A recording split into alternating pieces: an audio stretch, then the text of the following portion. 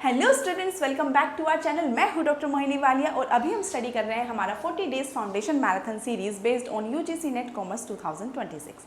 Student, आज हम study कर रहे हैं हमारा पेपर 2 का डे 6 और मैं आपसे बिल्कुल ज़्यादा उम्मीद करती हूं कि आपने हमारी जो प्रीवियस क्लासेस रही होंगी डे 1, डे 2, डे 3, डे 5 और डे 6 की जो हमारी वीडियोज़ ये पूरी सीरीज़ रही है, ये आपके लिए बहुत ज़्यादा हेल्पफुल रही होगी और आपने इसको प्रीवियस क्लासेस को बहुत ही ज़्यादा ध्यान से समझा होगा, कॉन्फिडेंसली इसको समझ भी रहे होंगे, अपने नोट्स भी मेंटेन कर रहे होंगे और एक प्रॉपरली कंसिस्टेंसी के साथ ही आगे बढ़ रहे होंगे।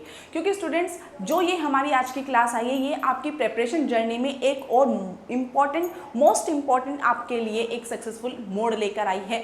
क्योंकि स्टूडेंट, आज की क्लास में जो हमने अपनी प्रीवियस क्लासेस में हमने अपने कॉन्सेप्ट को क्लियरिटी के साथ आगे बढ़ते हुए देखा है, आज हम अपनी नई क्लास में उसी को थोड़ा सा और एडवांस लेवल पर लेकर चल रहे हैं। यहाँ पर हमने बहुत सारे असर्शंस रखे हैं आपके लिए, आपके टेबल फॉर्मेट में लेकर आए हैं। लिस्ट ए को लिस्ट बी के साथ कैसे मैच किया जाए, हम वो सभी चीज़ें आपके लिए लेकर आए हैं। यानी कि आपकी जो प्रीवियस क्लासेस थी उनसे हम अब थोड़ा सा एडवांस वर्जन आपका लेकर चल रहे हैं। स्टूडेंट, जैसे कि आप जानते हैं कि डेली हर एक दिन की प्रैक्टिस आपको एक नया मोड़ तक लेकर आती है और जब हम रोज़ थोड़ा मेहनत करते चले जाते हैं तो आपके फाइनल रिजल्ट में एक अलग ही आपको फ़र्क देखने को नजर आता है।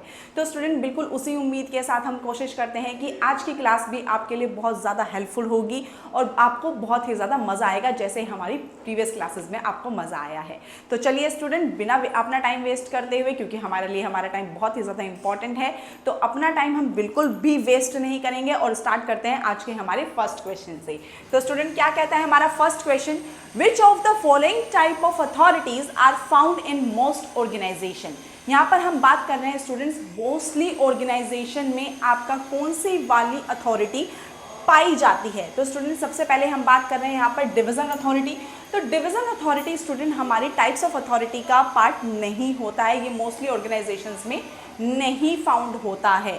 नेक्स्ट हम बात कर रहे हैं line authority. Line authority students हमारी अथॉरिटी का पार्ट होता है, क्योंकि लाइन अथॉरिटी में हम क्या करते हैं, ऑर्डर पास होता है। आपका सुपीरियर जो होते हैं वो सबऑर्डिनेट को ऑर्डर्स पास करते हैं, ठीक है। तो ये आपका टाइप ऑफ अथॉरिटी का पार्ट हो जाता है। नेक्स्ट है आपका स्टाफ अथॉरिटी। स्टाफ अथॉरिटी में क्या होता है स्टूडेंट्स, गाइडेंस मूव ऑन होता है, यानी कि आप आपस में ही बैठ के अपने स्टाफ के साथ कोऑर्डिनेट रखते हैं, अपनी सलाह देते हैं, अपना कुछ भी सजेशन पास आउट करते हैं, ठीक है। नेक्स्ट होता है आपका फंक्शनल अथॉरिटी। फंक्शनल अथॉरिटी भी आपका अथॉरिटी का ही पार्ट होता है।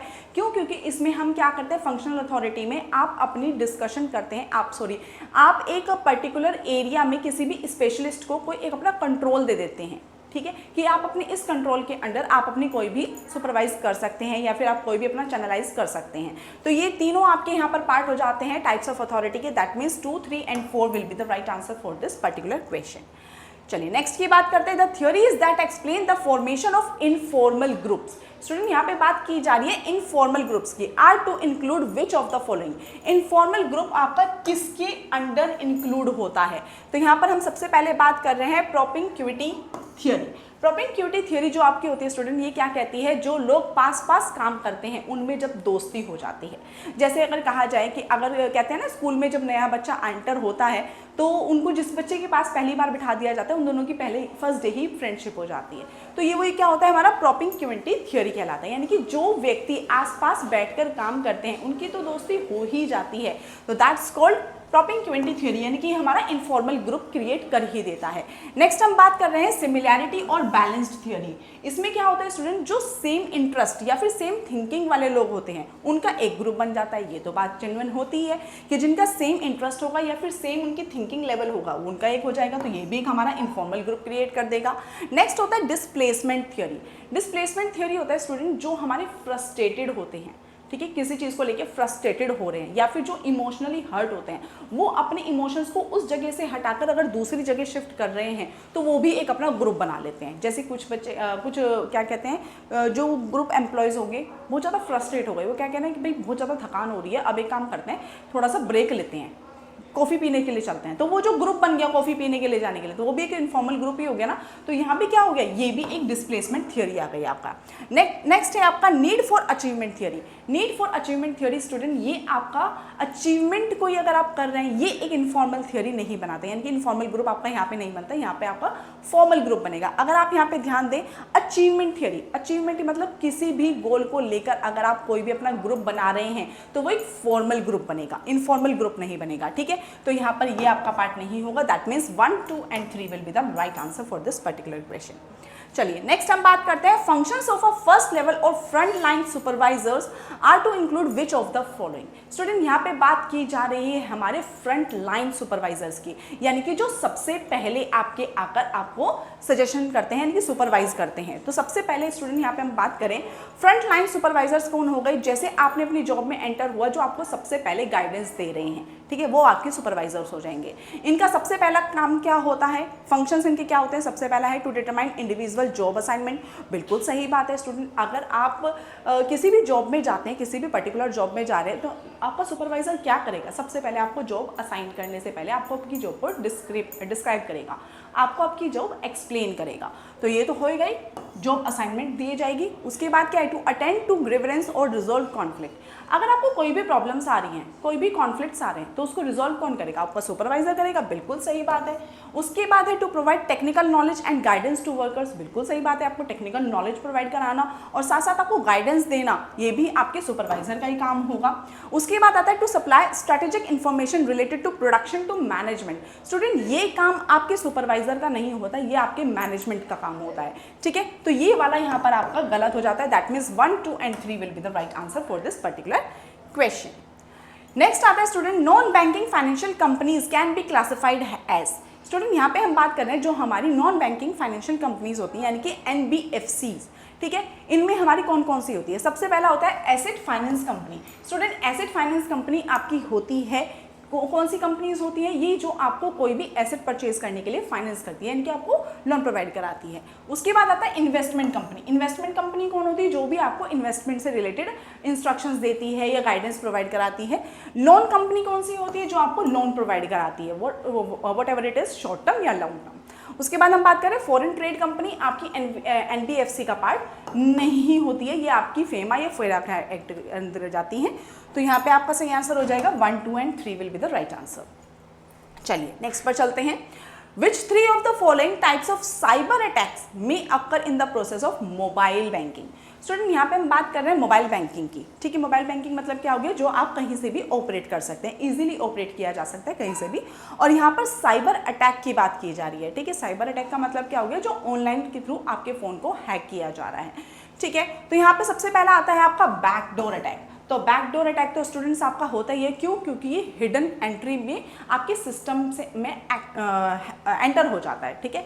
यानी कि आपको पता नहीं चलता, आपके बैकडोर से, यानी कि हिडन एंट्री करता है आपके सिस्टम में और एंट्री करके आपके सिस्टम को हैक कर देता है। तो ये तो आपका होता ही है, यानी कि बैकडोर अटैक तो आपके पास होता ही है। Front door attack, front door attack का मतलब क्या होता है स्टूडेंट, सामने से आना। अब सामने से अगर कोई आ रहा है तो क्या आप उसको पहचान नहीं पाएंगे, बिल्कुल पहचान पाएंगे। तो ये तो फ्रंट डोर अटैक तो नहीं होता है साइबर अटैक, ये बैकडोर होता है। Denial of service attack, denial of service attack का मतलब क्या होता है स्टूडेंट, जब हमारे सर्वर जो हमारे सिस्टम को ओवरलोड कर देता है और उसके बाद हमारी सर्विस को बंद कर देता है, ये हो जाता है हमारा साइबर अटैक। कहते हैं ना कि आपका फ़ोन हैक हो गया, ओवरलोड हो गया, ठीक है, यानी कि आपका फ़ोन अब चल ही नहीं रहा है, हैंग हो गया है, तो वो वाली सिस्टम हो गया। उसके बाद हम बात करते हैं डायरेक्ट एक्सेस अटैक। इसमें क्या होता है, अनऑथराइज्ड पर्सन डायरेक्टली आपके सिस्टम को एक्सेस कर लेता है, यानी कि क्या कहते हैं, जिसमें हमारे फ़ोन की कंप्लीट इन्फॉर्मेशन उनके पास चली जाती है, वो हमारे फुल फ़ोन को, हमारी सिस्टम को कंप्लीटली अपने पास उनका चल जाता है। आपने देखा होगा ना कि हमारे फ़ोन में अपने आप सब कुछ चलता रहता है, हम उसे ऑपरेट नहीं करते, ठीक है, कोई और उसको ऑपरेट करता है। इसमें क्या होता है कि जो अनऑथराइज्ड पर्सन होता है वो डायरेक्टली हमारे सिस्टम को हैक कर लेता है और उसकी सारी एक्सेस पावर उसके पास चली जाती है। तो ये हमारा कहलाता है डायरेक्ट एक्सेस अटैक। तो हमारे यहाँ पर क्या हो जाएगा, 1, 3 and 4, that is D will be the right answer for this particular question. Next आता है Michael porter proposed generic strategy that provides good starting points for strategic thinking, identify them from the below mention strategies. Student यहाँ पे हम बात कर रहे हैं Michael porter की। तो माइकल पोर्टर ने जो आपकी स्ट्रेटजी दी है उसकी 3 फेमस स्ट्रेटजीज दी हैं। सबसे पहले अगर हम यहाँ पर बात करें तो that is called overall cost leadership, यानी कि इसमें उन्होंने क्या बताया है कि सबसे कम आप अपनी कॉस्ट कैसे कम कर सकते हैं अपने प्रोडक्ट की, यानी कि आपको अपना जो प्रोडक्ट देना है वो सबसे लीस्ट कॉस्ट में प्रोवाइड कराना है। ये आपकी किसकी है? माइकल पोर्टर की सबसे पहली स्ट्रेटजी आती है। उसके बाद हम बात कर रहे हैं इनोवेशन। इनोवेशन ये आपकी स्ट्रेटजी का पार्ट नहीं है, यानी कि यहाँ पर कोई भी इनोवेशन हम नहीं करते हैं, ठीक है। तो इनोवेशन आपकी माइकल पोर्टर की स्ट्रेटजी का पार्ट नहीं है। नेक्स्ट आता है आपका फोकस। फोकस आपकी स्ट्रेटेजिक पार्ट है। इसमें हम क्या करते हैं? इसमें हम पर्टिकुलर मार्केट सेगमेंट पर फोकस करते हैं कि किस पर्टिकुलर मार्केट में हमें अपने प्रोडक्ट को लॉन्च करना है या अपने प्रोडक्ट को डील आउट करना है, ठीक है। उसके बाद हम बात करते हैं डिफरेंशिएशन की। डिफरेंशिएशन भी हमारी माइकल पोर्टर की स्ट्रेटजी का पार्ट है। इसमें हम क्या करते हैं? इसमें हम अपने प्रोडक्ट को यूनिक बनाने पर फोकस करते हैं कि कैसे हम अपने प्रोडक्ट को बिल्कुल सबसे अलग बना सकें, ठीक है। तो यहाँ पर आपका फोकस हो जाएगा 1, 3 and 4, that is option B will be the right answer. Student याद रखिएगा कि माइकल पोर्टर की जो स्ट्रेटजी है उसमें हम इनोवेशन पर फोकस नहीं करते हैं, ठीक है। चलिए let's move to our next question. यहाँ पर क्या कहता है स्टूडेंट? फिर से आपके पास असर्शन और रीजन आ जाता है। जैसे मैंने आपको बताया था स्टूडेंट, बच्चों को बहुत ज़्यादा कंफ्यूजन रहता है असर्शन और रीजन में। बच्चों को कॉन्सेप्ट्स पता होते हैं, स्ट्रेटेजी पता होती है, क्लियरिटी होती है सब चीज़ों की, बट असर्शन और रीजन में आके वो लोग कन्फ्यूज हो जाते हैं मेजर टाइम पर। बहुत बार ऐसा होता है कि बच्चों को यही नहीं पता होता कि रीज़न जो है वो एग्जैक्टली आपके असर्शन को एक्सप्लेन कर रहा है या नहीं कर रहा है। तो स्टूडेंट उसको हमें बहुत ध्यान से समझना है। ध्यान से समझिए। असर्शन आपका क्या कहता है? Auto companies and other consumable goods companies offer cash rebate to encourage purchase of a manufacturer's product within a specific period। इसको ध्यान से समझिएगा स्टूडेंट। यहाँ पे क्या कहा जा रहा है कि जो आपकी ऑटो कंपनीज होती हैं, फिर अदर कंज्यूमेबल गुड्स कंपनी जो होती हैं आपकी, वो रिबेट आपको प्रोवाइड करानी है, यानी कि कैश रिबेट प्रोवाइड करानी है। क्यों? ताकि आप अपनी परचेज को एनकरेज कर सकें मैन्युफैक्चरिंग प्रोडक्ट में with in a specific period. बिल्कुल सही बात है। अब एक बात बताइए स्टूडेंट, हम लोग क्या करते हैं? हम लोगों की मेंटेलिटी है, सब लोगों की होती है कि अगर हमें कोई प्रोडक्ट खरीदना है, कोई भी चीज़ खरीदनी है, तो हम अपने नियरेस्ट सोचते हैं कि कौन सा ऑफर आ रहा है। विंटर्स में है तो दिवाली ऑफर देखते हैं, दिवाली चला गया तो हम सोचते हैं फिर न्यू ईयर्स ऑफर आएगा या कोई और नया ऑफर आएगा या कुछ और नया ऑफर आएगा, हम ऑफर्स पे फोकस करते हैं, ठीक है। तो यहाँ पर क्या होता है? उस ऑफर में हमें क्या होता है? उस ऑफर में हमें कुछ कैश रिबेट्स मिलती हैं, ठीक है। ट्रेड डिस्काउंट मिल जाते हैं, कैश डिस्काउंट मिल जाते हैं, अलग अलग तरीके के हमें रिबेट्स मिल जाती हैं यहाँ पे। तो वो स्पेसिफिक पीरियड के लिए ही तो होते हैं, ठीक है। तो यहाँ पर क्या है? ऑटो कंपनीज हमें प्रोवाइड कराती है। That means this assertion is very true. उसके बाद हम बात करते हैं रीजन की। The same product is price differently at different times. बिल्कुल सही बात है कि एक ही प्रोडक्ट अलग अलग टाइम पर अलग अलग प्राइस पर बिक रहा है। सेम बात कही है इन्होंने, तो बिल्कुल सही बात है। और साथ साथ आपका जो रीजन है वो आपके असर्शन को एक्सप्लेन भी कर रहा है। तो यहाँ पर आपका क्या हो जाएगा? Both are true and R is the correct explanation of A. Student यहाँ पर आपको क्या देखना है कि असर्शन जो आपका कह रहा है वही आपका रीजन भी कह रहा है, और साथ साथ उसको और डिफाइन कर रहा है और एलेबोरेट कर रहा है, ठीक है। तो बस इसी पर फोकस्ड होकर हमारा ऑप्शन यहाँ पर क्या हो जाएगा? ऑप्शन ए हो जाएगा। चलिए let's move to our next question. यहाँ पर बात की जा रही है according to sale of goods act. यहाँ पे जो हमारा सेल ऑफ गुड्स एक्ट है उसके अकॉर्डिंग हमें बताना है कि कौन सी हमारी 2 चीज़ें ऐसी हैं जिसको गुड्स बोला जाता है।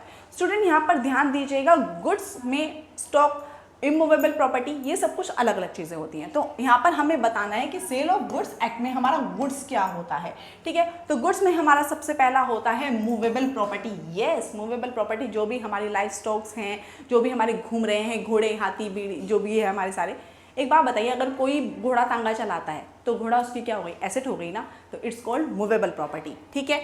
या फिर कोई हॉर्स कार्स है, हॉर्स में डील करता है, ठीक है, तो वो क्या है? हॉर्स उसकी क्या हो गई? हॉर्स भी उसकी मूवेबल प्रॉपर्टी है। तो that means movable property is a good. Growing crop, growing crop किसान है, किसान के लिए ग्रोइंग क्रॉप क्या है? उसकी गुड ही तो है। बिल्कुल, ग्रोइंग क्रॉप भी आपकी यहाँ पर होगी। एक्शनेबल क्लेम नहीं, एक्शनेबल क्लेम अगर आप किसी चीज़ पर क्लेम कर रहे हैं तो ये आपकी गुड्स नहीं होती है। बुक डेप्ट नहीं, बुक डेप्ट आपकी एसेट नहीं, ये गुड नहीं होती है, इट्स एन एसेट, ठीक है। तो यहाँ पे आपका option C that is 1 and 2 will be the right answer. Next आता है which of the following are true about the conditions according to the sale of goods act. Student यहाँ पे बात की गई है कंडीशंस की, किसकी? कंडीशंस की, यानी कि हम यहाँ पर कंडीशंस को देखेंगे, वारंटीज को नहीं देखेंगे। ठीक है, तो बात कर रहे हैं टाइटल की, टाइटल आपकी कंडीशन के अंडर आता है। उसके बाद हम बात कर रहे हैं डिस्क्रिप्शन, डिस्क्रिप्शन भी आपकी कंडीशन के अंडर आता है। बट क्वाइट पोजेशन और एनकम्ब्रेंस ये दोनों ही आपकी वारंटी के अंडर आते हैं। दैट मीन्स आपका यहाँ पर ऑप्शन 1 एंड 2 होगा। That means option D will be the right answer. Title और डिस्क्रिप्शन आपकी कंडीशन का पार्ट होता है, और on other hand quite possession और एनकम्ब्रेंस की अगर हम बात करें तो ये आपकी वारंटी के अंडर आते हैं, कंडीशन के अंडर नहीं आते हैं। ठीक है स्टूडेंट्स, चलिए नेक्स्ट हम बात करते हैं who are the parties to a cheque. Cheque में स्टूडेंट्स हमारी मेजरली 3 पार्टीज होती है। सबसे पहले हम बात कर रहे हैं ड्रोअर। ड्रोअर कौन होता है? जो चेक इशू करता है। ठीक है, जैसे कोई एक ए पर्सन है, ए पर्सन ने चेक दिया बी को। ठीक है, तो who is A? A is a drawer. ठीक है, ए कौन हो जाएगा? आपका ड्रोअर हो जाएगा। पेई, पेई कौन होगा? जो पेमेंट, जिसको पेमेंट मिल रही होगी। ठीक है, अगर यहाँ पर बी रिसीव कर रहा है, बी रिसीव कर रहा है अगर पेमेंट, तो बी क्या हो गया? यहाँ पर पेई हो गया। ठीक है, एक्सेप्टर इसमें कोई नहीं होता है। ठीक है, जब भी हम बात करते हैं हमारी चेक की पार्टीज की, तो वहाँ पे कोई भी एक्सेप्टर नहीं होता है। उसके बाद हम बात कर रहे हैं होल्डर। तो होल्डर कौन हो गया? जिसके पास चेक है। अब यहाँ पे अगर हम बात करें सी, ए ने सी को दिया, सी ने बी को दिया और बी को पेमेंट मिल गई। ठीक है, तो सी कौन हो गया? सी यहाँ पर हो गया होल्डर। होल्डर कौन हो गया? जो भी अपने पास चेक होल्ड करके बैठा हुआ है। ठीक है, तो यहाँ पर हमारी 3 पार्टीज होती हैं, ड्रोअर, पेई एंड होल्डर। ठीक है, तो यहाँ पर ऑप्शन हो जाएगा आपका 1, 2 and 4 will be the right answer. चलिए let's move to our next question. यहाँ पर बात की जाती है which of the following are correct about TDS certificates. यहाँ पर बात की जा रही है स्टूडेंट TDS सर्टिफिकेट, यानी कि tax deducted at source certificate. तो यहाँ पर सबसे पहले जो बात की जा रही है TDS on non salary payment, that is form 16। नहीं स्टूडेंट, जो फॉर्म 16 होता है वो सिर्फ और सिर्फ सैलरी के लिए होता है, तो ये स्टेटमेंट आपकी यहाँ पर गलत हो जाती है। TDS on salary payment form 16A, 16A होता तो आपका TDS फॉर सैलरी है, लेकिन पेमेंट नहीं होता है, तो ये भी आपका गलत हो जाता है। उसके बाद हम बात की जा रही है TDS on sale of property, that is form 60B, बिल्कुल सही है, क्योंकि जब भी हम किसी प्रॉपर्टी को सेल करते हैं और उस पर अगर हमारा TDS कट हो रहा होता है तो वो हमारा फॉर्म 16B के अंडर जाता है। अगर हम रेंट के टाइम पर TDS की बात करते हैं तो वो 16C के अंडर जाता है, दैट इज ऑप्शन 4, यानी कि 3 and 4 will be the right answer for this particular question. Next हम बात करते हैं student which 2 of the following are correct in terms of rate of tax deduction at source, यानी कि TDS की जो रेट्स की बात की जा रही है उसमें। तो सबसे पहले अगर हम बात करें income by way of winning from horse race, तो 30%, बिल्कुल सही बात है स्टूडेंट। यहाँ पर एक बात आप ध्यान रखिएगा कि जब भी अदर सोर्सेज में कोई भी इनकम जाती है, यानी कि income from other sources head में अगर कोई भी इनकम आपकी चार्ज हो रही है, तो 90% चांस होता है कि उस पर जो आपका TDS कट होता है वो 30% रेट से होता है, तो इस बात को ध्यान में रखिएगा। ठीक है, तो हॉर्स रेस पे जो आपकी विनिंग में हो रही है उस पर जो आपका TDS कट हो रहा है वो 30% से हो रहा है। इंश्योरेंस कमीशन में आपका 10% से हो रहा है। Rent of plant and machinery की स्टूडेंट अगर हम यहाँ पर बात करें तो प्लांट एंड मशीनरी में हमारा 5% नहीं बल्कि 2% से TDS कट होता है, और रेंट ऑफ फर्नीचर में अगर हम बात करें तो ये हमारा 5% से नहीं बल्कि 10% से कट होता है। तो यहाँ पर option 1 and 2 will be the right answer for this particular question. Next आता है आपका which 2 of the following are correct about the due date of issue of the TDS certificate. Student यहाँ पे बात की जा रही है TDS सर्टिफिकेट को जो इशू करने की ड्यू डेट होती है। ठीक है, ड्यू डेट ध्यान रखिएगा, ड्यू डेट की जो बात की रही है ये डेट ऑफ इशू की बात की जा रही है। ठीक है, तो फॉर्म 16 की हम जो बात करते हैं यहाँ पर सबसे पहले होता है एनुअली। फॉर्म 16 जो होता है आपका, जो कि आपका सैलरी के लिए होता है, वो आपका एनुअली होता है, बिल्कुल सही बात है।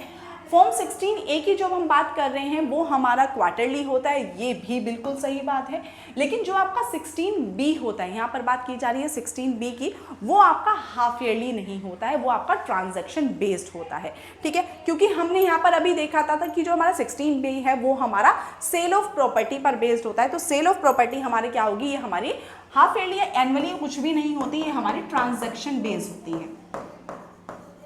ये क्या होती है? हमारी ट्रांजैक्शन बेस्ड हो जाती है। ठीक है, तो ये हमारा यहाँ पर गलत हो जाता है। फॉर्म नंबर 16C की अगर हम यहाँ पर बात करें स्टूडेंट, तो फॉर्म नंबर 16C हमारा यहाँ पर क्या है? रेंट के ऊपर बेस्ड होता है, तो ये हमारा यहाँ पर चलता है क्वार्टरली। ठीक है, ये हमारा मंथली नहीं चलता है, ये हमारा चलता है यहाँ पर क्वार्टरली। ठीक है। तो यहाँ पर हमारा फॉर्म 16 किस पर था, TDS ऑन रेंट था, तो ये हमारा क्वार्टरली चलता है, तो यहाँ पर हमारा form 1 and 2 will be the right answer for this particular question.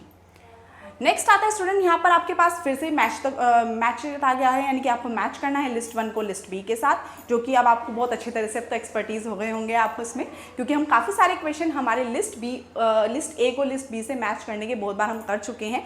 इसमें हमारा एक्सेप्शनल मेथड भी चलता है, यानी कि हमें कैसे एलिमिनेट करना है वो भी चीज़ चलती है। तो चलिए सबसे पहले देखते हैं, हमारे यहाँ पर बात की जा रही है size of the market. Student जब भी हम मार्केट की साइज़ की बात कर रहे हैं, यानी कि हमारा मार्केट कितना ज़्यादा फैला हुआ है, तो वो कौन से पार्ट में आएगा।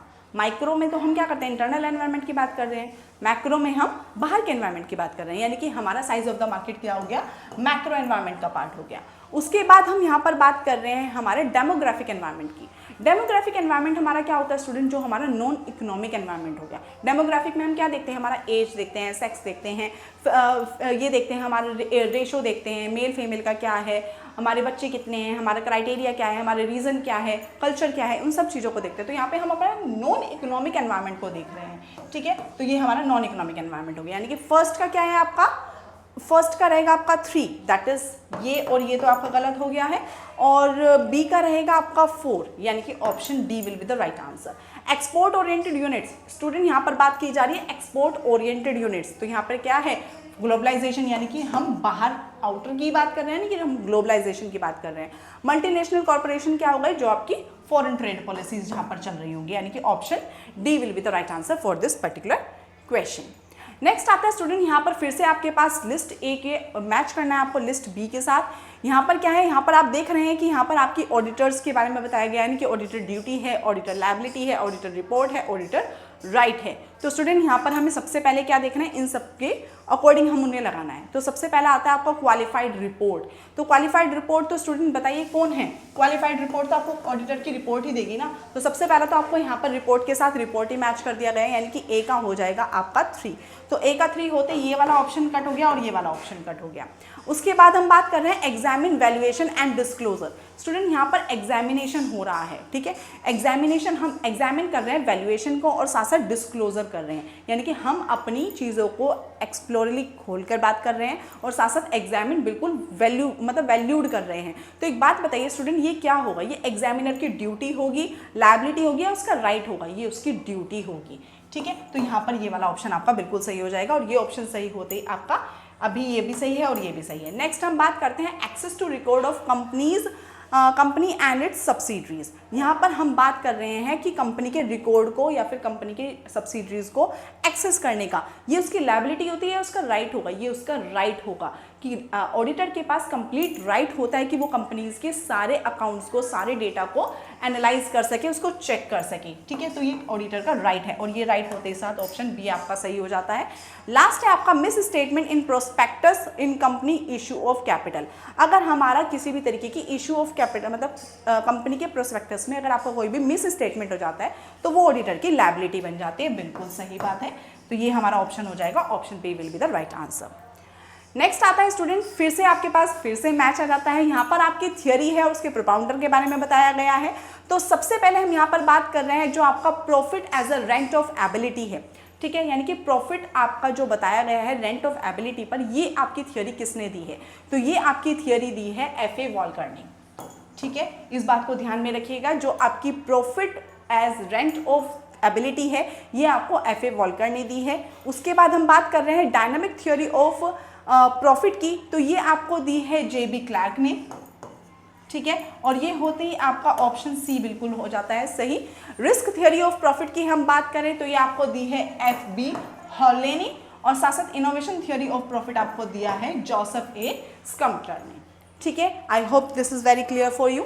नेक्स्ट आता है आपका ARR method. Student ARR method, average जो आपका रेट रेवेन्यू मेथड होता है, ये आपको बहुत ही ज़्यादा बहुत बार आपसे पूछा जाता है, ठीक है। ARR मेथड आपका जो होता है, इसमें हम अपनी एवरेज इनकम को देखते हैं एवरेज इन्वेस्टमेंट पर, ठीक है। तो यहाँ पर आपका सबसे पहला मेथड जो हो जाता है ARR मेथड आपका चला जाएगा average income divide by average investment. उसके बाद हम बात कर रहे हैं पे बैक पीरियड मेथड की। पे बैक पीरियड मेथड में भी हम क्या करते हैं, हम ये देखते हैं कि हमारा जो हमने पेमेंट दी है किसी को, उस पर हमें एनुअली कितना रिटर्न मिल जाएगा, यानी कि जो हमने इन्वेस्टमेंट की है उस पर हमें एनुअल कैश कितना रिटर्न मिल रहा है, यानी कि पे बैक पीरियड मेथड में हमें कितने टाइम में वो रिटर्न हो जाएगा।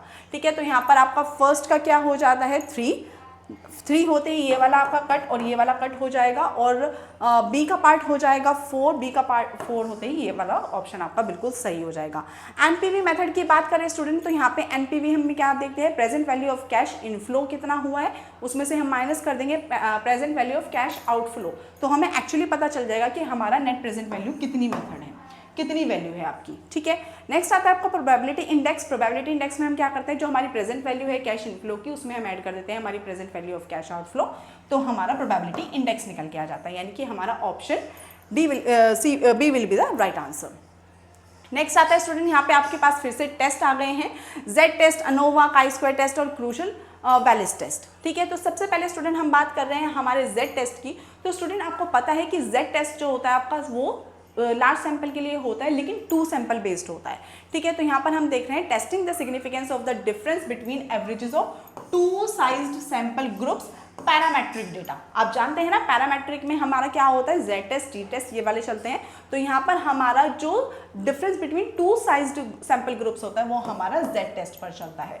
ठीक है, नेक्स्ट हम 2 हमारा होते ही हमारा ये वाला ऑप्शन कट हो जाएगा और ये वाला ऑप्शन कट हो जाएगा। उसके बाद हम बात कर रहे हैं अनोवा की। अनोवा आप जानते हैं स्टूडेंट, हमने लास्ट क्लास में भी पढ़ा था कि ANOVA that is analysis of variance, उसमें हम मोर देन 3 वेरिएबल्स को स्टडी करते हैं। ठीक है, तो यहाँ पर हमारा दिया जा रहा है मोर देन 2 सैंपल ग्रुप्स, यानी कि 3 एंड मोर देन 3 होता है, यानी कि more than 2 samples parametric group के जो होते हैं वो हमारे अनोवा में डिस्कस किए जाते हैं। ठीक है, तो ऑप्शन आपका यहाँ पे क्या हो जाएगा, option B will be the right answer. उसके बाद हम बात कर रहे हैं हमारे काई स्क्वायर टेस्ट की। तो काई स्क्वायर टेस्ट में भी हम क्या करते हैं स्टूडेंट, हमारे एट्रीब्यूट्स के बीच में रिलेशन करते हैं, testing the significance of the association between the attributes. Attributes को हम यहाँ पर स्टडी करते हैं। और क्रूशियल वैल्यूज में हमारा क्या होता है, ये हमारा कंप्लीटली नॉन पैरामेट्रिक टेस्ट पर बेस्ड होता है। ठीक है, तो ये हमारा ऑप्शन यहाँ पर क्या हो जाएगा, B will be the right answer. Next आता है स्टूडेंट्स आपका यहाँ पर फिर से आपकी कैटेगरी ऑफ कॉम्पेंसेशन हो जाता है और साथ साथ आपका कॉम्पेंसेशन प्लान हो जाते हैं, उन पर बेस्ड आपको यहाँ पर रखना है। तो सबसे पहले अगर हम बात कर रहे हैं पे फॉर टाइम नॉट वर्कड, ध्यान से देखिएगा, पे फॉर टाइम यानी कि पे तो किया जा रहा है लेकिन आप काम नहीं कर रहे हैं, तो वो आपका क्या होगा, सेविंग प्लान नहीं, स्टॉक ऑप्शन नहीं, पेंशन नहीं, सिक लीव हो सकता है। तो ये आपका क्या हो जाएगा, यहाँ पर आपका सिक लीव हो जाएगा। सिक लीव होते ही आपका क्या हो गया कि ए का आपका 4th आ गया है, तो ए का 4th that means option A will be the right answer. Next है service and perquisite. Service and perquisite, service के साथ आपको परक्विजिट्स भी मिल रहे हैं, यानी कि एक्स्ट्रा बेनिफिट्स भी मिल रहे हैं, तो वो आपका क्या हो गया, वो आपका सेविंग प्लान हो गया, यानी कि एक्स्ट्रा प्लान्स हो गए। ठीक है, उसके बाद इंसेंटिव पे, इंसेंटिव आप एक्स्ट्रा कुछ ले रहे हैं। ठीक है, इंसेंटिव पे आपका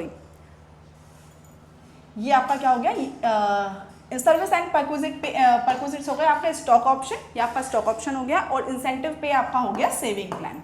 ठीक है, और डेफर्ड पे आपका क्या हो गया, डेफर्ड पे होता है जो आपका जब आप काम नहीं कर रहे होते फिर भी आपको पेमेंट मिल रही होती है, दैट मीन्स आपका पेंशन। ठीक है, तो यहाँ पर इसके साथ आपका क्या हो जाएगा, option A will be the right answer. Next आता है आपका स्टूडेंट, फिर से आपके पास एक आ गया है, आपका लिस्ट 1 को लिस्ट 2 के साथ कनेक्ट करना है आपको। उसके बाद हम बात कर रहे हैं ट्रांसफर ऑफ ओनरशिप। स्टूडेंट यहाँ पर बात की जा रही है ट्रांसफर ऑफ ओनरशिप। ओनरशिप आपकी कब ट्रांसफर होती है, जब कोई भी contract of sale of goods होता है, यानी कि अगर कोई भी आपका गुड्स सेल हो रहा है, ओनरशिप तभी तो ट्रांसफर होगी ना जब आपका गुड्स सेल होगा। ठीक है, तो यहाँ पर क्या होगा, जब जहाँ पे भी सेल होगा वहाँ पे ट्रांसफर ऑफ ओनरशिप आ जाएगा, और यानी कि ए का बी हो गया, ये वाला गलत, ये वाला गलत। उसके बाद हम बात कर रहे हैं sale of goods after dissolution. After dissolution, dissolution की बात हो गई, यानी कि डिसोल्यूशन ऑफ पार्टनरशिप फॉर्म हो रहा है, तो यहाँ पर ऑप्शन क्या हो गया आपका 2 का 3, यानी कि option C will be the right answer. Next है buy back of securities. Buy back of security, हम अपनी सिक्योरिटीज को वापस परचेज कर रहे हैं, कौन सी वाली करते हैं, शेयर कैपिटल को करते हैं। प्रोमिसरी नोट क्या होता है आपका, नेगोशिएबल इंस्ट्रूमेंट होता है, बिल्कुल सही बात है, सारे हमें पता है बहुत अच्छे तरह से, तो option C will be the right answer. तो आई होप स्टूडेंट ये हमारे जो 20 क्वेश्चन की सीरीज़ है वो आपके लिए हेल्पफुल प्रूफ हो रही होगी, आपको मज़ा आ रहा होगा हमारे साथ ये सब कुछ करने में, सब कुछ पढ़ने में। स्टूडेंट्स अगर आपको हमारी ये सीरीज़ हमारे साथ करने में, हमारे एक्सप्लेनेशन आपको अच्छी लग रही है, आपको मज़ा आ रहा है, तो प्लीज़ स्टूडेंट्स अपना प्यार भरा कमेंट हमें ज़रूर दीजिए, और अगर आपको वीडियोज़ वाकई ही पसंद आ रही हैं तो लाइक, शेयर और सब्सक्राइब ज़रूर कीजिएगा। Thank you students.